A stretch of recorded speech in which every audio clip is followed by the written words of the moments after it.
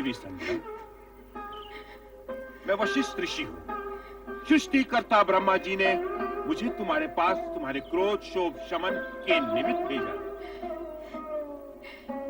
जब मेरे इष्ट देव शिव शंकर जी मुझसे कुपित हो गए हैं, तो मेरे इस जीवन का अर्थ ही क्या है? क्रोध शोभ शमन के उपरांत भी मेरे होने का क्या प्रयोजन? तुम्हारी प्रश्न पहली में ही तुम्हारा उत्तर भी है, अर्थात इष्ट देव शिव शंकर जी का कोप यदि तुम्हारा दुख है तो उन्हीं की प्रशंसा से तुम्हारा सुख भी हो सकता है। उनके कोप को शांत करने के लिए मुझे क्या करना होगा? देवादिदेव शिव शंकर जी की तपस्या। शिव शंकर जी अकेले ही धर्म अर्थ काम मोक्ष के आदि कारण है, आदि सृष्टा है, अद्वितीय है, पुरुषोत्तम है। उनसे तुम्हें सब कुछ मिल जाएगा। ओम नमः शिवाय इस मंत्र का जाप तब तक करती रहो जब तक शिव जी स्वयं प्रकट होकर तुम्हारा उद्धार करने के लिए बाध्य न हो जाए। मैं अवश्य करूंगी। अपने चित्त में ऐसा शुभ उद्देश्य लेकर तुम देवादिदेव शिव शंकर जी का चिंतन करो कि वो तुमसे प्रसन्न होकर स्वयं तुम्हें तुम्हारा अभिष्ट फल प्रदान करे। आपके मार्गदर्शन के लिए मैं अत्यंत आभारी हूँ। आपके आदेशानुसार शिव आराधना करके देवाधिदेव शिव शंकर जी को मैं अवश्य प्रसन्न करूंगी।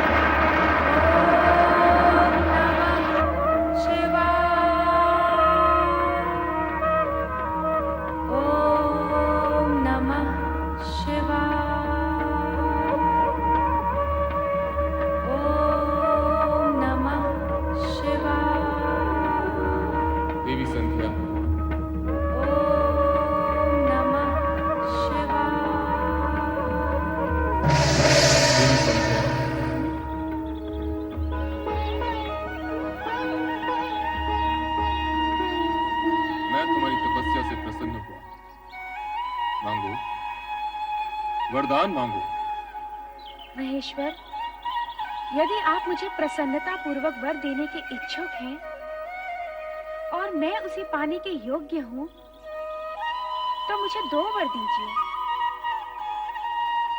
पहला वर ये कि संसार में कोई भी प्राणी जन्म लेते ही काम से युक्त न हो।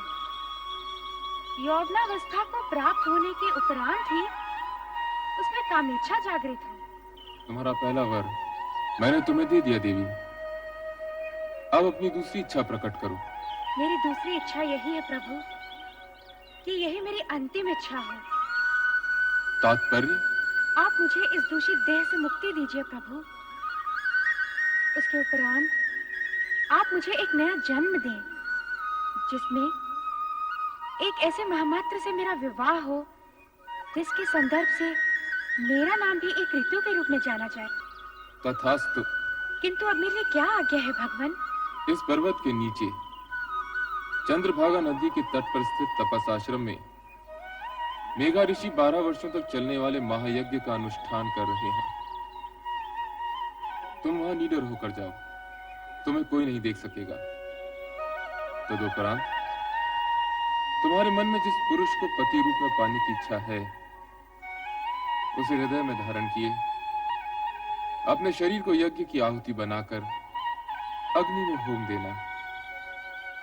फिर वही अग्नि तुम्हारी जननी भी होगी, अर्थात तुम्हें एक नया जन्म मिलेगा।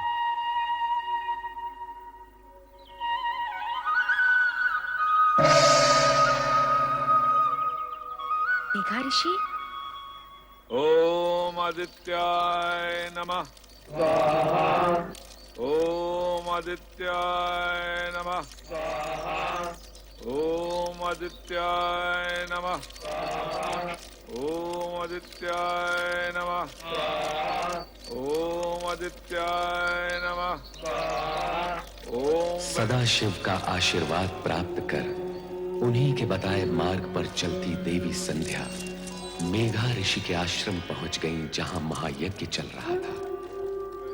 सभी के लिए अस्तित्वहीन दृश्य संध्या ओम नमः शिवाय का जाप करते हुए यज्ञाग्नि की ओर बढ़ती गई और अंततः उसी में समा गई। तत्पश्चात यज्ञ की अग्नि से उभरा लाल प्रकाश देखते ही देखते पूरी तरह दो भागों में फैल जाता है। इस प्रकार संध्या का अस्तित्व दो भागों में बंट गया, प्रातः संध्या और सायं संध्या। प्रातः संध्या देवताओं की आराधना के लिए और सायं संध्या पितरों के आह्वान के लिए। दो क्षितिजों में फैली संध्या के दृश्य पर ओम नमः शिवाय के स्वर गूंजते हैं।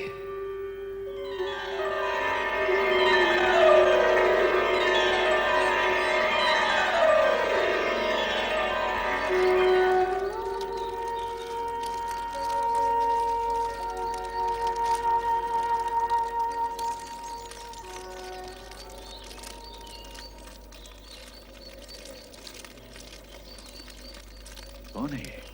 कौन नारी है ये? प्रणाम ऋषिवर। कौन मायावी हो तुम? इस पवित्र अग्नि से प्रकट होने की धृष्टता तुमने कैसे की? क्यों की? क्या प्रयोजन है तुम्हारा? उत्तर दो। मैं आपकी पुत्री हूँ पितृवर, आपके आशीर्वाद की आकांक्षिणी हूँ। धर्म, नीति, मर्यादा और व्यवहार के नाते मैं तुम्हारे प्रणाम और चरण स्पर्श के लिए तुम्हें दीर्घायु और सदैव प्रसन्न रहने का आशीर्वाद तो दे सकता हूँ, किंतु अकारण पितृत्व का अधिकार नहीं दे सकता। भला तुम मेरी पुत्री और मैं तुम्हारा पिता कैसे हुआ? भगवान शिव की अनुकंपा और कृपा के कारण ही ये संबंध स्थापित हुआ है पितृश्रेष्ठ। कल्याणी, बार बार मुझे पिता संबोधित कर क्या तुम मेरे पितृभाव की परीक्षा ले रही हो? आप त्रिकालदर्शी हैं। आपको इस सत्य का ज्ञान तो अवश्य होगा कि मैं कौन हूँ, और आपको ये भी ज्ञात होगा कि आपकी परीक्षा लेने की क्षमता मुझ में नहीं है। हाँ भागे, क्या तू हमारे ज्ञान और जप तप को चुनौती देने आई है? नहीं पितृवर, नहीं। पुत्री अपने पिता के प्रति ये दुष्टता कैसे कर सकती है? फिर वही प्रलाप, पुत्री पुत्री पुत्री। कब, कहाँ और कैसे प्रमाणित हुआ कि तुम मेरी पुत्री हो? दुर्भाग्य है मेरा कि अपने पिता के सम्मुख उनकी पुत्री होना मुझे प्रमाणित करना पड़ रहा है। यदि आपकी आज्ञा हो तो मैं कुछ निवेदन करूं। करो, किंतु मुझे पिता और स्वयं को पुत्री ना कहते हो। यदि मैं आपके तन से उत्पन्न होती तो तनुजा कहलाती, यदि मन से उत्पन्न होती तो मानसी कहलाती, किंतु मैं आपके उस पुण्य से उत्पन्न हुई हूँ जो शिव की आराधना के प्रतिफल में आपका अधिकार है पितृवर। मैं तनुजा हूँ पितृवर। शिव आराधना के पुण्य से प्रतिफल में प्राप्त पुत्री को इतना कुछ ज्ञान है, और फल की प्राप्ति करने वाले पिता को इस विषय में कुछ भी ज्ञान नहीं। यह आश्चर्यजनक है, अद्भुत है। यदि ये सत्य होता तो स्वयं शिव भगवान इसकी पुष्टि करते, स्वयं निर्णायक होते, किंतु ऐसा नहीं। अब ऐसा ही होगा। हे देवों के देव, मुझे उबारो, मेरी रक्षा करो। ऋषिवर की पुत्री बनाकर जो सम्मान आपने मुझे दिया, ऋषि के सम्मुख उसे स्वीकृति से प्रामाणिक करो। दया करो भोलेनाथ, कृपा करो। हे देवों के देव महादेव, मुझ पर दया करो, कृपा करो मुझ पर, मेरी सुनो, मुझ पर कृपा करो देव। हे महेश्वर, मुझे दर्शन दो। देवों के देव महादेव, मुझ पर कृपा करो। हे भोलेनाथ, मुझ पर कृपा करो। हे महेश्वर, मुझे दर्शन दो। हे भोलेनाथ, मुझ पर कृपा करो, मुझे दर्शन दो। मेरी सुनो, हे भोलेनाथ, मुझे दर्शन दो, मुझ पर कृपा करो। हे देव, मुझे दर्शन दो। भोलेनाथ, मुझे दर्शन दो। हे देवों के देव महेश्वर, मुझे दर्शन दो, मुझे दर्शन दो देव।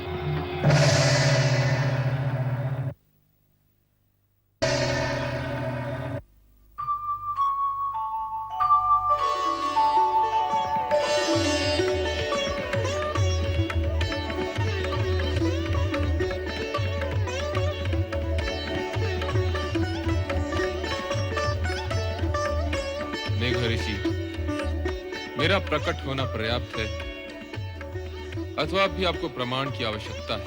आपके प्रकट होने से ही सत्य प्रकट हो गया भोले भंडारी। तो फिर अपनी पुत्री का नामकरण कीजिए, उसे आशीर्वाद दीजिए। प्रभु, मैं आपकी आधी आज्ञा का ही पालन कर पाऊंगा। इसका नामकरण करके आशीर्वाद देने का कार्य तो स्वयं आप ही करेंगे। सूर्य की आभा है इसके मुख, अर्थात अरुण जैसी धरती से इसका मुखमंडल दीप, इसलिए मैं इसका नाम अरुणधति निश्चित करता हूं। भगवान शिव शंकर की जय, देवी अरुणधति की जय, भगवान शिव शंकर की जय, देवी अरुणधति की जय। मेघा ऋषि, आपको देवी अरुंधति जैसी पुत्री प्राप्त हुई, इस सौभाग्य के लिए बधाई। अब इसका विवाह सप्त ऋषियों में विशिष्ट ऋषि वशिष्ठ के साथ कर इसके नाम को अमरता प्रदान करें।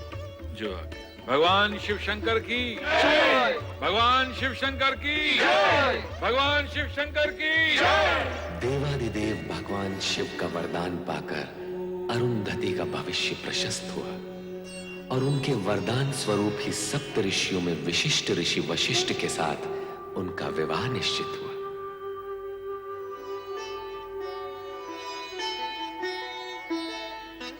कितना शुभ दिन है आज। वशिष्ठ मुनि के साथ देवी अरुंधति का विवाह हो रहा है। शुभ ही शुभ है ऋषिवर, किंतु ये समझ में नहीं आता कि शिव शंकर ने सप्त ऋषियों में से जानते हुए भी इस वर का चुनाव क्यों किया? ऋषि विश्वामित्र भी तो कम ज्ञानी ध्यानी नहीं थे। उनका तप तो देवताओं की ईर्ष्या का कारण है। हाँ, ये विचार तो मैंने भी किया था, किंतु उत्तर कौन दे? इसका उत्तर मैं दूंगा। भगवान शिव के निर्णय में शंका का प्रश्न ही नहीं उठता। संपूर्ण जगत में समता, ममता और मित्र भाव के रखने के कारण विश्वामित्र उच्च कोटि के तपस्वी हैं, किंतु वशिष्ठ समस्त जगत के कल्याण की कामना के लिए, अपनी विशिष्टता के लिए सर्वश्रेष्ठ है।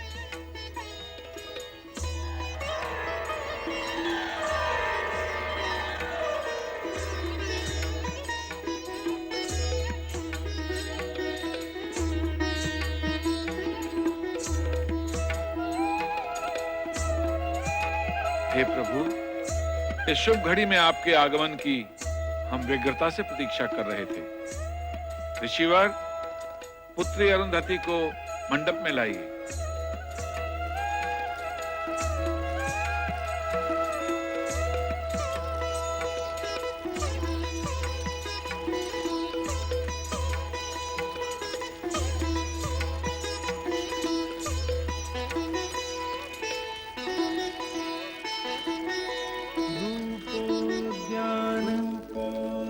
प्रफुल्ल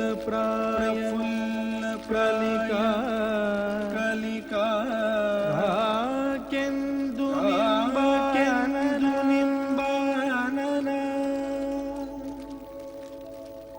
तन्वंगी शुभाः सुरसिका क्रीडा संरतिः शोभावारिधिनि मूल्यमणि लावण्यलीलामयी शंछायाभाषिणि मृदुभाषि मृगदृगी भूयात् सदा गलम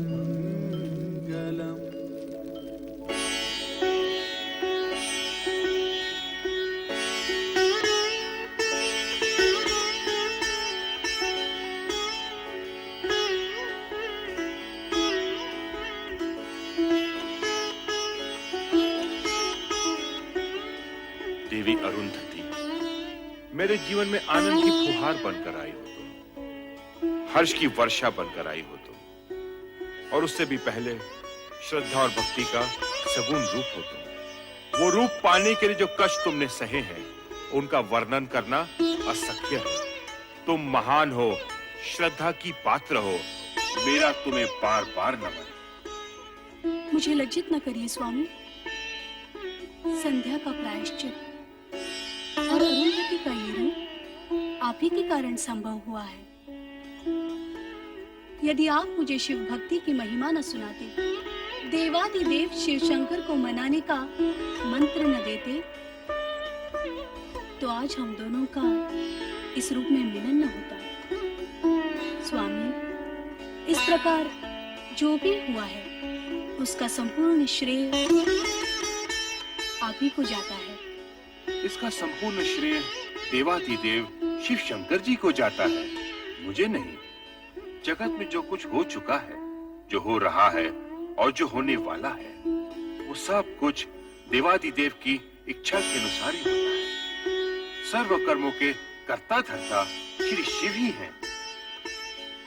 संसार में सुख दुख का सामना करने का एक ही महामंत्र है, जो असंभव को संभव, अप्राप्य को प्राप्य कर दिखाता है, और वो महामंत्र है ओम नमः शिवाय। ओम नमः शिवाय। ओम नमः शिवाय। ओम नमः शिवाय। ओम नमः शिवाय। ओम नमः शिवाय। ओम नमः शिवाय। ओम नमः शिवाय। ओम नमः शिवाय। ओम नमः शिवाय। ओम नमः शिवाय। ओम नमः शिवाय। ओम नमः। स्वामी, ये क्या हो गया है आपको? जब से आपने संध्या पर पुष्प बाण का प्रयोग किया है, इसी तरह खोए खोए से दिखाई दे रहे हैं। केवल ओम नमः शिवाय मंत्र का ही जाप किए जा रहे हैं। स्वामी, यदि इस तरह आप ही विरक्त रहे तो मेरा क्या होगा? मैं भयभीत हो गया हूं प्रिय। भयभीत? किंतु किस कारण? मैंने संध्या पे जो पुष्प बाण का प्रयोग किया था, उसके परिणाम से तो तुम भली भांति परिचित हो। कहीं ऐसा ना हो कि इस परिणाम का प्रकोप मुझे भुगतना पड़े। नहीं स्वामी, आपने तो केवल अपने कर्तव्य का पालन किया है, और कर्तव्य भावना से ऊंचा होता है। निसंदेह ये कोई अपराध नहीं है। परंतु रति, यदि भविष्य में कोई ऐसी अमंगल घटना घटित हो गई तो क्या होगा? नारायण नारायण। पुष्प धनवा भ्राता कामदेव, मुझे देखकर इस प्रकार आंखें चुराकर कहाँ भाग रहे हो? और देवी रति कहाँ अदृश्य हो गई? प्रणाम देवर्षि। नारायण नारायण, मैं तो तुम्हारा भ्राता हूँ कामदेव। मुझे देवर्षि का सम्मान देकर लज्जित न करो। सम्मान तो आपको देना ही चाहिए। अच्छा, अब मुझे प्रस्थान के लिए आज्ञा दीजिए। अरे भाग कर रहे हो भ्राता? मेरी पूरी बात तो सुन लो। आज्ञा कीजिए भ्राताश्री। अपने पुष्प बाणों से विचलित करके तुमने संध्या का तो कल्याण कर ही दिया। नारायण नारायण। कल्याण? वो कैसे? देवर्षि, ऐसा प्रतीत होता है कि संध्या पे किए इस प्रयोग का मुझे प्रायश्चित करना होगा। नहीं कामदेव, तुम्हारे इस पुष्प बाण के प्रयोग से संध्या का यज्ञ में पुनर्जन्म हुआ है। इस प्रकार संसार को 2 संध्याएं प्राप्त हुई हैं, एक प्रातः संध्या और एक सायं संध्या। आपके कहने का तात्पर्य ये है कि संध्या की रचना में मेरा भी योगदान है? निश्चित ही। केवल इतना ही नहीं, संध्या महासती अरुंधति के रूप में महर्षि वशिष्ठ की पत्नी बन गई है। भ्राता, अब अपने पुष्प बाणों का प्रयोग किस पर करने की सोच रहे हो? देवर्षि, मुझे ये चिंता सताए जा रही है कि कहीं मेरे पुष्प बाणों के प्रयोग से किसी का अनर्थ ना हो जाए। अर्थात ये कि अब मैं अपने पुष्प बाणों का प्रयोग सोच समझ कर करूंगा, जिससे भविष्य में मैं किसी विपदा में न उलझूं। भ्राता, व्यर्थ की चिंता न करो। वर्तमान तो उज्जवल है ही, और भविष्य चराचरपति शिव शंकर के अधीन है, और यही सनातन सत्य है। मेरी बात मानो। परमपिता ब्रह्मा ने जो तुम पर दायित्व सौंपा है, उसे अपना कर्तव्य मान पुष्प बाणों का उचित समय पर उपयोग करते चलो। यही तुम्हारा धर्म है और कर्म भी। नारायण नारायण। ओम नमः शिवाय। ओम नमः शिवाय। परमपिता ब्रह्मदेव की जय हो। ओम नमः शिवाय। आओ नारद, तुम्हारा स्वागत है पुत्र। देवर्षि, इस बार क्या समस्या लेकर आए हैं? समस्या नहीं, मन में एक प्रश्न लेकर आपके दर्शन के लिए आया हूं मैं परमपिता। तुम तो स्वयं साक्षात प्रश्न हो। तुम्हारे आने का अर्थ है प्रश्न सन्मुख आ गया। पूछो, क्या पूछने के इच्छुक हो? मैं अभी अभी भ्राता कामदेव से मिलकर आ रहा हूं। संध्या प्रकरण के पश्चात वे अत्यंत विचलित रहने लगे हैं। अब वे अपने पुष्प बाणों का उपयोग करने से भयभीत होते हैं। ये उचित ही है नारद। उस समय तो कामदेव किसी तरह बचकर भाग निकला, किंतु अब उसे बहुत सोच समझकर अपने पुष्प बाणों का प्रयोग करना होगा। कामदेव को विवेक से अपनी शक्ति का प्रयोग करना चाहिए। आप सत्य ही कह रही हैं देवी सरस्वती, परंतु कामदेव ने अपने पुष्प बाणों का जो प्रयोग संध्या पर किया था, वो तो शुभ ही रहा। देवी संध्या अब सती अरुंधति बन गई है और ऋषि वशिष्ठ के आश्रम की शोभा बढ़ा रही है। हाँ, सो तो है। भगवान शिव के प्रत्येक कार्य का उद्देश्य उत्तम होता है, चाहे कुछ समय के लिए वो दुखदायी ही क्यों ना दिखाई दे। देवी, मेरे पहले प्रश्न का समाधान तो हो गया, परंतु दूसरा प्रश्न? दूसरा प्रश्न क्या है, वो भी पूछ लो। आपकी पौत्री, मेरी भतीजी दक्ष पुत्री सती बेचारी अपने पिता की इच्छा के विरुद्ध शिव आराधना कर रही है, उसका क्या होगा? शिव आराधना का परिणाम तो कल्याणकारी ही होता है। इस विषय में कभी कोई शंका मन में मत लाओ नारद। परंतु आप भ्राता दक्ष को समझाते क्यों नहीं कि सती की शिव भक्ति का विरोध करना छोड़ दे? ये असंभव है नारद। दक्ष अपना स्वभाव कभी नहीं छोड़ेंगे। अर्थात सती को अपने तप के बल पर ही पिता के विरोध का सामना करते हुए अपना अभीष्ट प्राप्त करना होगा। हाँ नारद, जो हो रहा है शिव की इच्छा से हो रहा है। तुम इस विषय में चिंता करना और प्रश्न उठाना छोड़ दो। ओम नमः शिवाय। नमः शिवाय। ओम नमः शिवाय। सर्वेश्वर भोलेनाथ, क्या मेरी आराधना में कोई त्रुटि रह गई है या आप मेरी धैर्य की परीक्षा ले रहे हैं, ये मैं नहीं जानती। किंतु स्वामी, आप मुझे शीघ्र ही दर्शन दीजिए। मेरी आंखें आपके दर्शन के लिए तरस रही हैं स्वामी, तरस रही हैं। ओम नमः शिवाय। शिव शिव शिव शिव शिव शिव शिव। ओम यहाँ तो किसी की परीक्षा हो रही है और किसी की परीक्षा और आराधना में विघ्न डालना उचित नहीं है नारद। चुपचाप यहाँ से निकल चलो। नमः शिवाय। नारायण राता दक्ष का महल तो सूना पड़ा है। कहाँ गए होंगे सब लोग? चलो नारद, भावज वीरणी के कक्ष की ओर, कदाचित वहां भेंट हो जाए।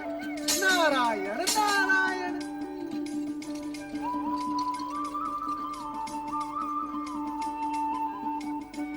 नारायण नारायण। प्रणाम भावज वीरणी, अपने देवर नारद का प्रणाम स्वीकार करें। विराजिए देवर्षि। नारायण नारायण। मैं आपके लिए केवल देवर हूँ, देवर्षि नहीं। और ये क्या भावज, आप चिंता में डूबी हुई हैं? मुझे किस बात की चिंता है देवर जी? बस सती के बारे में सोच रही थी। सती? पता नहीं उसकी तपस्या कब सफल होगी। नारायण नारायण। भावज, सती तो शक्ति का अवतार है। शिव जी को उनकी प्रार्थना स्वीकार करनी ही होगी। अब उनकी प्रार्थना स्वीकार होने में अधिक समय नहीं लगेगा। सच कह रहे हैं देवर जी। क्या आपको अपने देवर से असत्य की अपेक्षा है? मैं तो असत्य से भागता रहता हूँ और भक्ति और जन कल्याण के मार्ग पर चलता रहता हूँ। ये क्या भावजी, आप फिर सोच में डूब गई? क्या करूं? आपके भ्राता और मेरे स्वामी का रूखा व्यवहार देखकर तो कभी कभी भय लगता है। उनके रूखे व्यवहार की आपने अच्छी कही। उनका तो जन्म ही परमपिता ब्रह्मा जी के पैर के अंगूठे से हुआ है। वो तो हर भली वस्तु को ठोकर मारने की सोचते रहते हैं। नारायण नारायण। और भगवान शिव जी का नाम लेते ही वो शिव शिव शिव शिव।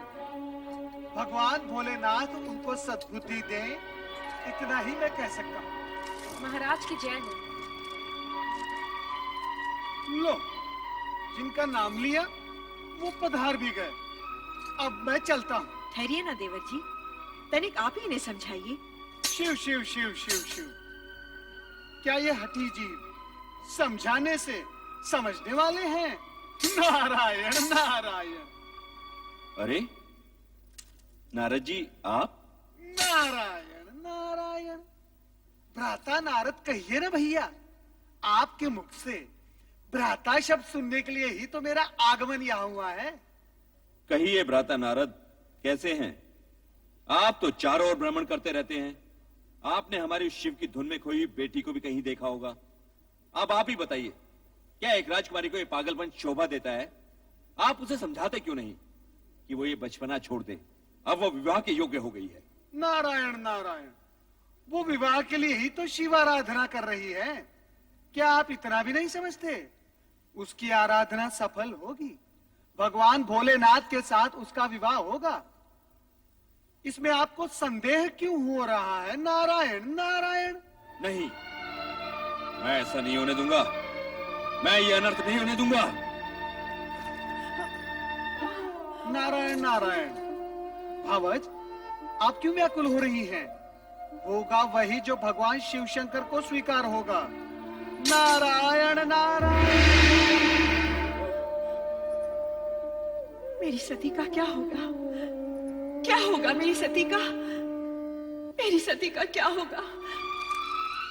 मैं तुम्हें एक नहीं अनेक बार समझा चुका हूं कि सती को शिवाराधना साधना करने से रोको। उसे समझाओ महारानी कि वो अपने मन में शिव के प्रति इतनी निष्ठा भक्ति जगाकर अनर्थ ना करे। जो स्वयं अपने होने का अर्थ जानने के प्रयास में लगा हो, वो कोई अनर्थ कैसे कर सकता है? और रही बात सती को शिव की आराधना उपासना करने से रोकने की, तो स्वामी, आराधना, उपासना, निष्ठा, ये तो मन की भावनाएं होती हैं, और भावनाओं पर भला कोई कैसे अंकुश लगा सकता है? ये सब कहकर तुम हमारी अवज्ञा कर रही हो महारानी। मैं ऐसी धृष्टता कैसे कर सकती हूँ? धृष्टता? धृष्टता नहीं तो ये हमारी आज्ञा का पालन भी नहीं। महारानी, माँ होने के नाते अपनी संतान का शुभ अशुभ सोचना तुम्हारा कर्तव्य है, तो पथ भ्रष्ट होने पर उसे उचित मार्ग दिखाना तुम्हारा धर्म भी है। आप संभवतः उचित कह रहे हैं स्वामी, परंतु हमारी सती ना तो कोई अशुभ कार्य कर रही है और ना ही वो पथ भ्रष्ट हुई है। वो वही कर रही है जो उसके ज्ञान के अनुसार उचित है। तुम्हारा तात्पर्य है कि सती इस योग्य हो गई है कि उसे ज्ञान अज्ञान का बोध होने लगा है? नहीं महारानी, नहीं। तुम्हारी ये सब बातें बुद्धिमता का परिचय नहीं दे रही। मैं आपके समान बुद्धिमान नहीं स्वामी, किंतु इतनी बुद्धिहीन भी नहीं कि तुम्हारी बुद्धिमता के दर्शन तो इसी सत्य में हो रहे महारानी कि अपनी अन्य युवा कन्याओं की अपेक्षा तुम्हें केवल सती की चिंता अधिक रहती है।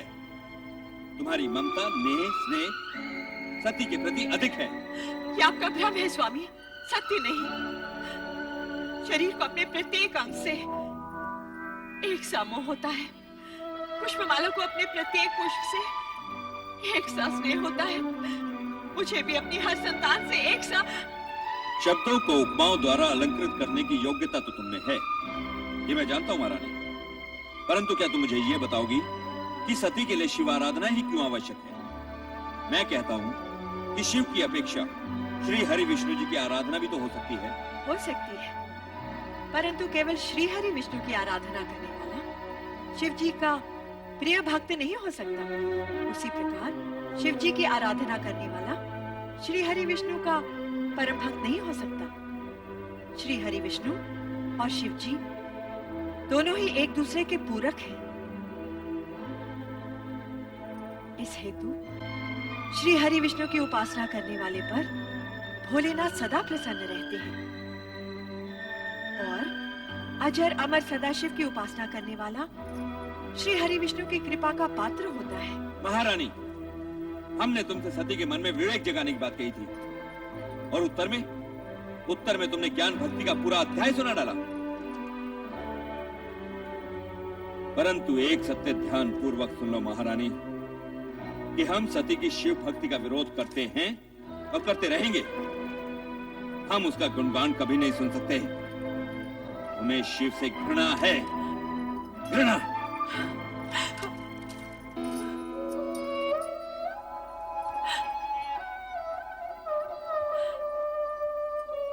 शिव से घृणा और स्नेह करना मनुष्य के वश में नहीं होता, वो भी केवल शिव की इच्छा पर ही निर्भर होता है।